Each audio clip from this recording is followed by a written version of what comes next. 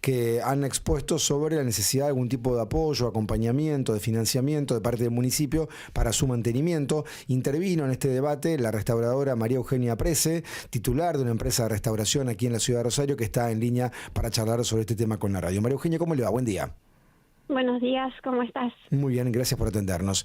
¿Y cuál es la situación, digamos, de muchas de los inmuebles catalogados de valor arquitectónico en la ciudad de Rosario?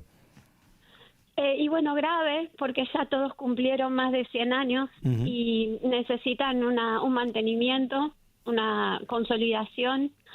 Y como estos edificios son para el agradecimiento de todos los ciudadanos, fachadas que están muy ornamentadas sobre la calle, lo que es importantísimo es consolidar todo lo que es la ornamentación y la estructura que puede provocar algún daño.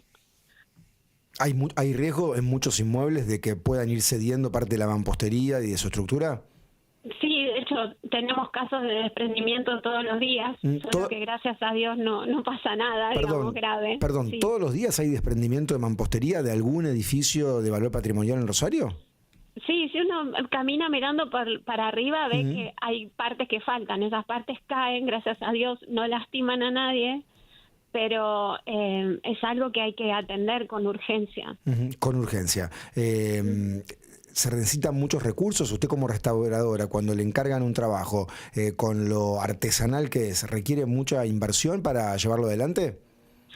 Sí, sobre todo lo más costoso es que son edificios que tienen cornisas, que son las más problemáticas, porque todos los voladizos están construidos con una estructura metálica, embutidas en una mampostería de cal, por lo tanto tienen un grado de oxidación avanzado.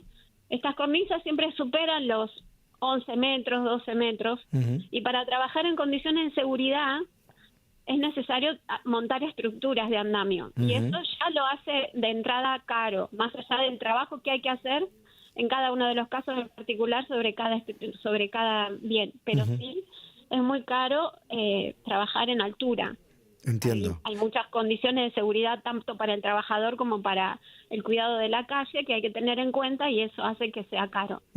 Y en muchos casos, sí. No, sí, la escucho atentamente, María Eugenia. Y en muchos casos estos son viviendas particulares, otras veces, y los casos que presentamos el día de ayer, son edificios muy emblemáticos que no van a ser descatalogados, porque también lo que estamos viendo es que dentro de nuestro catálogo de patrimonio se van descatalogando cada vez más unidades, pero estos que presentamos el día de ayer puntualmente son muy emblemáticos, son muy grandes, por lo tanto necesitan estructuras de andamio muy grandes.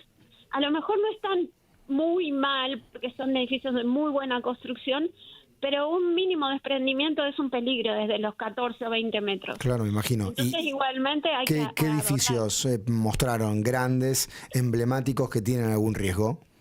Bueno, por ejemplo, la Casa Fracassi de la esquina de Corrientes y San Luis. La familia Fracassi va a abordar pronto, ya el mes que viene, la restauración y la consolidación de la fachada, pero es un monto muy grande lo que tienen que afrontar, más otras cosas que tienen que ver con la estructura interna, ¿no? Sí. Eso, bueno, sí es un problema del propietario, pero a todo hay que abordar. Otro edificio muy grande es de la esquina de Sarmiento y San Lorenzo, que es un consorcio donde hay muchísimas viviendas, con cada uno con unas diferentes capacidades de afrontar gastos, y también han tenido que hacer todos esos edificios adecuaciones en cuanto al gas, adecuaciones en cuanto a los... es decir, todos esos gastos que son propios de un consorcio, cuando se aborda la fachada, que tiene que ver con una cuestión que creemos debe ser público-privada, porque es una fachada que agradecemos todos que existan y que todavía persistan. Entonces, lo que se pide es un acompañamiento público, sobre todo porque están catalogadas, es decir, es el municipio el que decidió decirle al propietario: su vivienda tiene un grado de protección determinado, por lo tanto no se puede derribar, no se puede modificar, no se puede... Y dice todo lo que tiene que hacer, pero no le da ninguna ayuda. Entonces nos parece que debería revisarse esa situación. ¿Tienen una estimación de cantidad de inmuebles, edificios que tienen riesgo de algún desprendimiento hoy por hoy en Rosario de valor arquitectónico? No sé si el municipio lo ha hecho ese relevamiento. Lo que Almapiedra pudo aportar son todos los casos que recibimos de consulta. Es decir, llevamos unos casos de edificios muy emblemáticos, pero todo el tiempo tenemos llamados de casas más pequeñas, otras más grandes. Es decir, desde hace 5 años nos la pasamos presupuestando consolidaciones de fachadas. Y que bueno, como no existe este fondo de preservación urbanística, que en realidad existe formalmente, pero no existe realmente, nos la pasamos haciendo presupuestos para que el propietario inicie un expediente, presente 3 presupuestos, porque en teoría tendría derecho a recibir un subsidio del 50% sobre el presupuesto más barato ayer, para hacer la tarea. Hablando de montos, ¿no? Para entender de qué estamos hablando. Ayer expuso una representante del edificio Imperia, corríjame si no fue así, de Sarmiento y San Lorenzo, que usted aludía, y contó que para hacer la reparación de ese edificio hacía falta 120 millones de pesos, 120 millones para la fachada, y que conseguía un préstamo del Banco Municipal, pero solamente de 20 millones, que le faltaban 100 más, y a una tasa muy elevada. ¿Puede ser? Eso es así, porque ese edificio, si ustedes lo conocen, es muy grande, es casi un cuarto de manzana y tiene mucha altura. Entonces ya nomás la estructura que hay que abarcar todo eso es muy cara. Y en ese caso particular estudiamos muchas opciones, de trabajar con silleta, de trabajar con medios de elevación. Pero en la esquina de Sarmiento y San Lorenzo hay que tener muchísimos cuidados por el entorno, porque es un lugar donde transita muchísima gente, muchísimos colectivos, entonces todo es complicado. Y la verdad es que afrontar un riesgo para el trabajador o para la calle, para hacer las cosas más baratas, es algo que nadie quiere asumir, ni el propietario ni la empresa que lo ofrece. Entonces ese es un caso muy particular porque son muchas viviendas, es muy grande y está en un lugar muy complicado. Acá preguntan qué pasa con el ex cine Imperial de calle Corrientes y Tucumán, pregunta Alberto. Bueno, he visto en las noticias, nosotros solamente recibimos una consulta para ver cómo se podía restaurar la fachada del cine Imperial. Entiendo que el proyecto contempla la mantenimiento de la fachada original y la restauración para que vuelva a tener. Pero no conozco el proyecto. De la reunión de ayer, ¿se fueron satisfechos, conformes? ¿Creen que puede mejorarse el financiamiento público de este tipo de restauraciones o se fueron con la idea de que no hay recursos?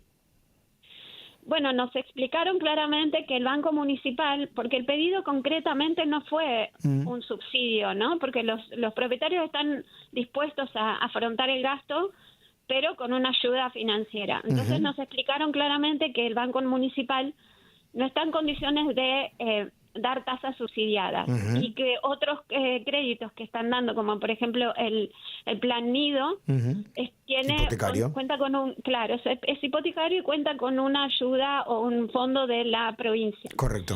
Lo que nos dijeron entonces es que lo que van a hacer es estudiar a dónde se deriva ese fondo de preservación urbanística que se constituye con un porcentaje de la tasa de inmuebles, para ver si esto se podría imputar a el subsidio de tasas. Y bueno, eso sería una cosa muy buena. No sé si lo podrán hacer o no, porque eso depende de otras decisiones. Y finalmente, ¿hay una estimación de cantidad de inmuebles catalogados por el municipio? Si bien esto es dinámico, pero más o menos un número aproximado. ¿Cuántos están catalogados de valor patrimonial, arquitectónico en Rosario?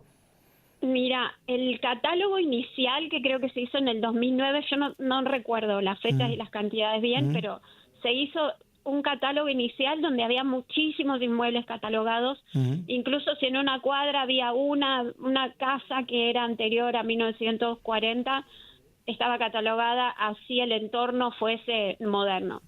Bueno, luego con el paso del tiempo se han descatalogado esas unidades que han quedado entre edificios. Se han catalogado otras que pertenecen a periodos posteriores a 1940 y se constituyó el concepto de tramo, es decir, solamente se preserva lo que constituye un tramo, de la misma más o menos altura, de cornisa, más o menos el mismo estilo y demás. Pero lo que vemos ahora, que en las últimas noticias se han descatalogado cantidad de tramos porque constituyen de superficie de más de 1.000 metros cuadrados y se va a permitir en casco céntrico construir en altura. Entonces, ya vemos que no tiene mucho futuro, muchos edificios. Por eso lo que citamos ayer son edificios que creo que nadie se va a animar a decir vamos a demoler un edificio de Alfredo Guido, por ejemplo. Y la verdad es que lamentaría que eso suceda porque toda la ciudad pierde. Estas familias nos dieron ayer un ejemplo de cómo se hacen cargo del legado de sus mayores en beneficio de la comunidad, ¿no? Porque es así, las fachadas que se hacían antes no son en countries privados, sino que son para toda la ciudad. María Eugenia, gracias por el testimonio en la radio. Le dejo un saludo. Gracias a ustedes. Hasta luego. María Eugenia Prese es restauradora, estuvo ayer en la Comisión de Planeamiento del Consejo, fueron con un grupo de propietarios de inmuebles, de administradores, pidiendo financiamiento para sostener el patrimonio arquitectónico, urbanístico de la ciudad. Hay muchas fachadas que, contaba, a diario se caen a pedazos, mampostería, ceden parte de su estructura, son obras millonarias que no siempre se cuenta con financiamiento. Bueno, hubo receptividad de los concejales, pero todavía no está la solución definitiva. 7:32, ahora en la mañana. Hasta el martes en Coto tenés 2x1 en jugos en polvo, 40% de descuento en marcas seleccionadas de cervezas y 3x2 en vinos finos, espumantes y champañas que podés combinar como quieras. También conseguilos en Coto Digital. Coto.